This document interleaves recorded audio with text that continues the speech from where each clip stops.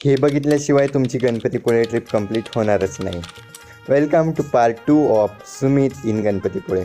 मंदिरातून बाहेर पडल्यावर बरीच गर्दी दिसली. लोक parasailing, jet ski, banana ride, bumper ride enjoy करत होते. मग मी पण बीचवर थोडा वेळ एन्जॉय केला. डोंगराला प्रदक्षिणा मारली आणि निघालो स्टेकडे. भक्त निवास मंदिरापासून फक्त 1 किलोमीटर अंतरावर. एकदम budget friendly, neat and clean rooms, washrooms, breakfast, lunch, dinner, parking सगळं अवेलेबल. फ्रेश झालो, थोडा वेळ रेस्ट केला आणि पुढे निघालो प्राचीन कोकण म्युझियमला. इथे जुना कोकण लिटरली जिवंत दिसत होता. 12 बलुतेदार प्रणालीची जिवंत प्रदर्शनं, सुतार, लोहार, कुंभार, चांभार आणि इतर सर्वांच्या कामाची माहिती आणि मॉडेल सेटअप्स लावले होते. इथून पुढे संध्याकाळी परत बीचवर सनसेट बघितला.